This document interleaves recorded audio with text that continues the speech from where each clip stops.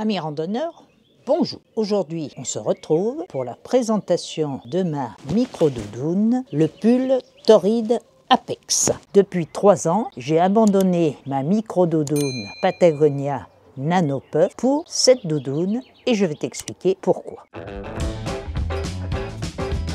Le garnissage synthétique de ces deux duvets est totalement différent. La micro-doudoune Patagonia est en Primaloft, qui est une fibre synthétique qui ressemble un peu au duvet, et l'Apex est une fibre continue. Donc, la fabrication d'une doudoune en Primaloft va demander beaucoup de couture transversale, alors que l'Apex se présentant en bande continue, il n'y aura pas besoin de couture. Vous remarquerez sur cette vidéo que la micro-doudoune Patagonia a des coutures transversales de partout et que la micro-doudoune Heinlein n'en a pas. Évidemment, le fait de diminuer le nombre de coutures va diminuer le nombre de ponts thermiques. La micro-doudoune Patagonia est une excellente doudoune en synthétique, très solide. Je la porte depuis 10 ans, voire plus, au travail tout l'hiver et il n'y a aucun signe d'usure. Et pour vous dire comme j'aime ce modèle,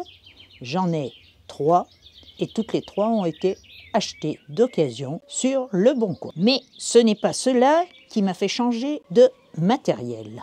En effet, pour le même poids, je pouvais avec cette doudoune-là avoir une capuche. Et je me suis donc dirigée naturellement vers ce modèle. Surtout qu'en randonnée, je n'emmène pas de bonnet, mais j'emmène seulement un bandeau de ski de fond qui me sert aussi de bandeau de nuit lorsque je me couche tôt. J'ai choisi le modèle pull Torrid, alors qu'il existe aussi une veste avec une fermeture éclair complète, car j'ai toujours aimé les vêtements en forme de pull. En plus, on gagne un tout petit peu de poids avec la fermeture éclair. La doudoune est fabriquée avec un nylon extrêmement fin. Pour ma part, j'ai du 7 deniers à l'extérieur et du 7 deniers à l'intérieur, traité DWR, donc avec un traitement déperlant. Il est à noter que sur le site de ce produit, on peut, si on veut, personnaliser le denier de l'extérieur et de l'intérieur. Il y a une vingtaine de coloris pour l'extérieur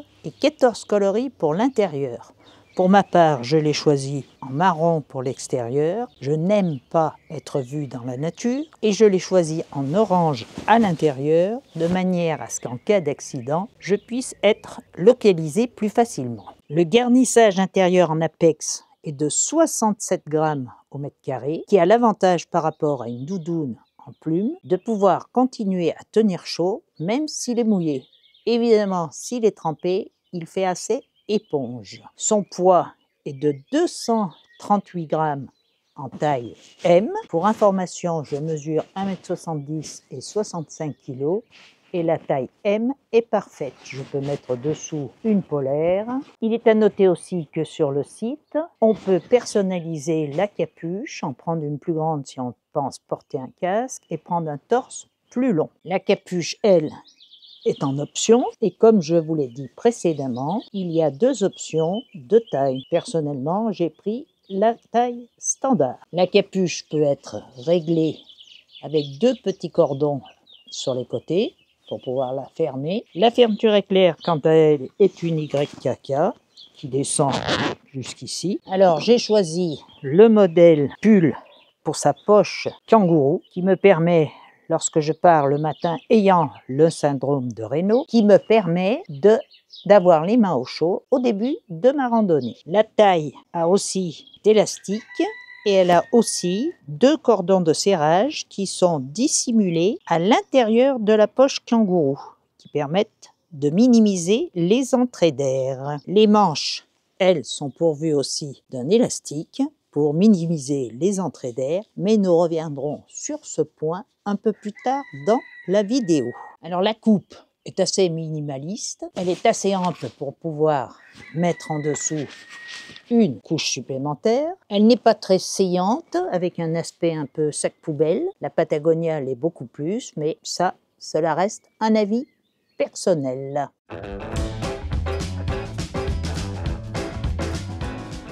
Alors maintenant, On va voir le pour et le contre de cette doudoune.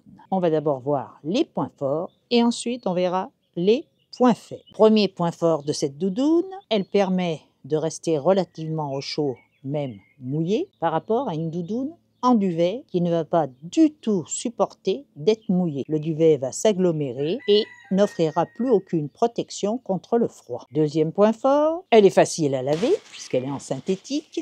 Et donc, on n'hésitera pas à la porter en action, même si on transpire un peu. Troisième point fort, son tissu déperlant, qui sera un excellent coupe-vent, peut être porté en deuxième couche l'hiver, avec son côté coupe-vent, ou sous une troisième couche imperméable, grâce à sa compacité. Et ayant porté les deux doudounes pendant des années, maintenant, je peux dire que celle-là est vraiment beaucoup plus chaude que la doudoune Patagonia. J'ai beaucoup apprécié la personnalisation. En Europe, on retrouve la même doudoune sans possibilité de personnalisation, mais attention, si vous commandez la doudoune aux USA, vous aurez plus de 30% de prix en plus lorsque vous l'aurez achetée, avec la TVA et les frais de douane. Et pour moi, son plus gros avantage, c'est son poids, 238 grammes en taille M, et sa compressibilité. Les deux doudounes tiennent à peu près la même place. Maintenant, on va voir les points négatifs. Premier point négatif, il n'y a pas d'endroit pour la ranger. Il n'y a pas, comme sur la doudoune Patagonia, une poche pour pouvoir mettre sa doudoune dedans. Bon, pour ma part, moi, je la rentre en vrac dans les coins qui restent et ça me va très bien. Un autre de ses défauts, bien sûr, sera son prix. C'est une doudoune que tu vas trouver à 240 € environ en Europe. Tu trouveras dans la même gamme de prix la doudoune Cumulus, enfin la micro-doudoune Cumulus synthétique, qui a à peu près les mêmes caractéristiques. Un deuxième point négatif sera sa durabilité. C'est une doudoune en 7 deniers qui est extrêmement fragile, donc j'évite de marcher avec pour ne pas avoir d'usure au sac à dos, au niveau des épaules. J'évite évidemment les endroits avec des ronces, etc. lorsque je la porte, mais c'est une doudoune qui te permettra de rester au chaud en statique avec une micro-polaire dessous à une température de 0 degré sans problème. J'ai dormi plusieurs fois à moins 6 degrés avec elle à l'intérieur de mon duvet et je n'ai absolument pas eu froid. Je trouve aussi dommage personnellement que l'apex à l'intérieur, qu'il ne soit pas possible de le personnaliser, car avec ce grammage, ça reste essentiellement une doudoune 3 saisons, alors qu'on pourrait faire une doudoune synthétique 4 saisons avec un grammage d'apex plus épais. Et nous allons arriver au dernier point négatif, c'est-à-dire l'enfilage des manches. Lorsque vous enfilez la doudoune, vous avez toujours l'intérieur, si vous êtes légèrement humide, qui ressort, comme ceci, et qu'il faut re-rentrer méticuleusement. Mais sinon, je n'y vois pas d'autres inconvénients. Alors en conclusion, c'est une excellente doudoune synthétique pour celui qui veut s'alléger, avec un ratio encombrement, chaleur et poids parfait. Si c'était à refaire, je la prendrais avec un extérieur en 10 deniers, car avec 7 deniers à l'extérieur, cela reste un produit extrêmement fragile. Mais bien sûr, j'en prends soin, je l'ai depuis 2023 et il n'y a aucun souci. Je te recommande donc sans hésitation cette doudoune si tu veux t'alléger. Et bien sûr, je n'ai aucune action chez Enlighted Equipment.